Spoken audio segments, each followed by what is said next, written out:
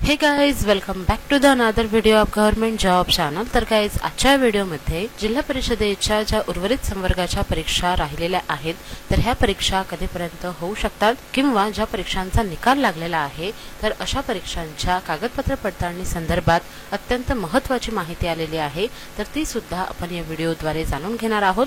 तर हा video complete पाहत रहा। तर गाइज, तुम्ही पाहू शकता जिल्हा परिषद सिंधुदुर्गची ऑफिशियल वेबसाईट आहे।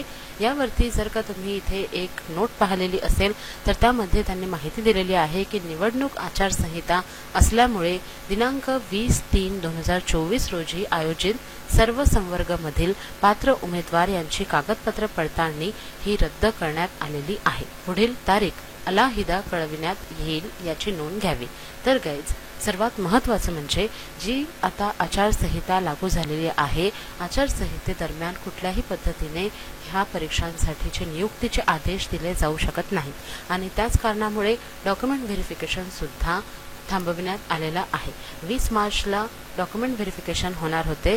ज्या परीक्षांचे निकाल लागलेले आहेत त्या परीक्षांमध्ये निवड झालेल्या सर्व उमेदवारांचे, तर अशा उमेदवारांची जे कागदपत्र पडताळणी आहे ही आता रद्द करण्यात आलेली आहे आणि पुढील तारीख काही दिवसांनी देण्यात येईल अशी सुद्धा इथे माहिती देण्यात आलेली आहे। तर गाइज, ज्या पद्धतीने कागदपत्र पडताळणी ही थांबवण्यात आलेली आहे त्याच पद्धतीने जे उर्वरित संवर्गाच्या परीक्षा आहेत त्या सुद्धा काही दिवस घेतल्या जाऊ शकत नाहीत जोपर्यंत आचारसंहिता लागू आहे तोपर्यंत। तरी देखील ऑफिशियली ग्रामविकास विभागाने किंवा जिल्हा परिषदेकडून माहिती देण्यात आलेली नाही की ग्रामविकास विभागातील ग्रामसेवक त्याचबरोबरच आरोग्य सेवक, आरोग्य सेविका अशा उर्वरित संवर्गाच्या परीक्षा ह्या आचारसंहितेदरम्यान होणार आहेत किंवा नाही।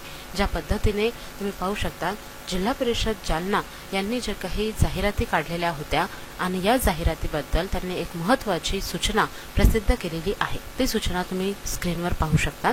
या सूचनेमध्ये त्यांनी सांगितलेलं आहे की सद्यस्थितीत लोकसभा निवडणुकीच्या आदर्श आचारसंहितेचा कालावधी असल्यामुळे सदर कौशल्य चाचणी ही तात्पुरत्या स्वरूपात पुढे ढकलण्यात येत आहे। याबाबत पात्र उमेदवारांना दूरध्वनीद्वारे कळवण्यात आले असून माहिती संकेतस्थळावर प्रकाशित करण्यात येत आहे। तर गाइज, या पद्धतीने त्यांनी माहिती दिलेली आहे की जे काही कंत्राटी पदांची जाहिरात काढण्यात आलेली होती तर या जाहिरातीमध्ये सुद्धा काही उमेदवारांची निवड झालेली आहे, ज्यामध्ये गुणवत्ता यादी ही संकेतस्थळावर प्रसिद्ध करण्यात आलेली होती, परंतु अशा उमेदवारांची सुद्धा कुठल्याही पद्धतीने पुढील कौशल्य चाचणी घेण्यात येऊ शकत नाही, कारण की सद्यस्थितीत लोकसभा निवडणुकीच्या आदर्श आचारसंहितेचा कालावधी आहे आणि तोपर्यंत कुठल्याही पद्धतीने कौशल्य चाचणी किंवा पुढील चाचण्या होऊ शकत नाहीत। तर अशी उमेदवारांसाठीची सूचना ही जालना जिल्हा परिषदेने प्रसिद्ध केलेली आहे, परंतु अजूनही ग्रामसेवक किंवा उर्वरित इतर संवर्गाच्या ज्या परीक्षा आहेत त्या होणार किंवा नाही याबाबतची कुठलीही अपडेट ऑफिशियली जिल्हा परिषदेकडून किंवा ग्रामविकास विभागाकडून देण्यात आलेली नाही। त्यामुळे आपल्या परीक्षा ह्या आचारसंहितेदरम्यान कंडक्ट करायच्या किंवा नाही याबाबत अजूनही संभ्रम आहे। त्यामुळे लवकरात लवकर कमीत कमी उमेदवारांना एवढी तरी माहिती द्यावी की परीक्षा ह्या आचारसंहितेनंतर होतील किंवा आचारसंहितेदरम्यान होतील, त्यानुसार उमेदवार आपली जी काही तयारी आहे ती सुरू ठेवतील।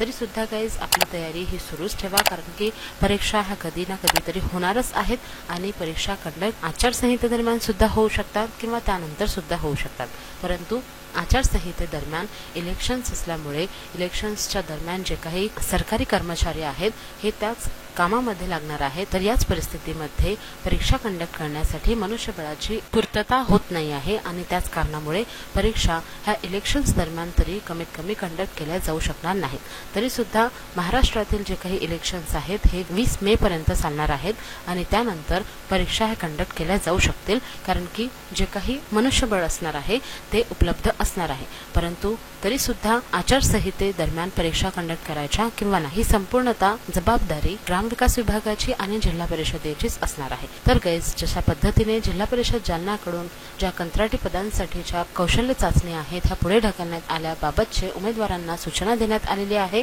त्याच पद्धतीने आरोग्य सेविका, ग्रामसेवक अशा जे काही उर्वरित संवर्गाच्या परीक्षा आहेत ह्या केव्हा कंडक्ट होतील किंवा पुढे ढकलण्यात आलेल्या आहेत का किंवा आचारसंहिता झाल्यानंतर होतील अशी माहिती तरी कमीत कमी उमेदवारांना द्यावी, जेणेकरून उमेदवारांची जे काही काळजी आहे ती कमी होईल। तर याबाबतची कुठलीही अजून नवीन अपडेट आलेली नाही, तरी सुद्धा तुम्ही पाहू शकता की आतापर्यंत कोणकोणत्या संवर्गाचे निकाल लागलेले आहेत. तर त्यामध्ये कनिष्ठ अभियंता स्थापत्य आहेत, औषध निर्माण अधिकारी, वरिष्ठ सहाय्यक लिपिक, त्याच पद्धतीने पशुधन पर्यवेक्षक आणि प्रयोगशाळा तंत्रज्ञ, तारतंत्री, कनिष्ठ सहाय्यक लेखा, वरिष्ठ सहाय्यक लेखा, आरोग्य पर्यवेक्षक, विस्तार अधिकारी कृषी, कनिष्ठ अभियंता विद्युत अशा विविध संवर्गांचे निकाल जे आहेत हे लागलेले आहेत. काही संवर्गांचे कागदपत्र पडताळणी झालेली आहे, परंतु तरी सुद्धा बऱ्याच संवर्गांच्या कागदपत्र पडताळणी अजून सुद्धा झालेली नाही. तर तोपर्यंत सर्व उमेदवारांना आता वाट पाहायची आहे.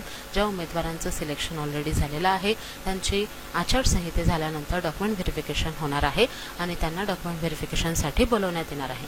तरी देखील जे उर्वरित संवर्ग आहेत त्यांच्या सुद्धा परीक्षाबाबतची काही ना काही माहिती पुरवण्यात यावी, जेणेकरून उमेदवारांना सुद्धा काळजी राहणार नाही.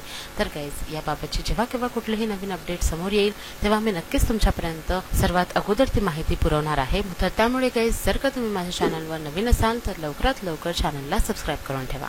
तर गाईज, ही महत्त्वाची माहिती कागदपत्र पडताळणीबाबतची आलेली होती, जी मी तुमच्यापर्यंत पोहोचवलेली आहे.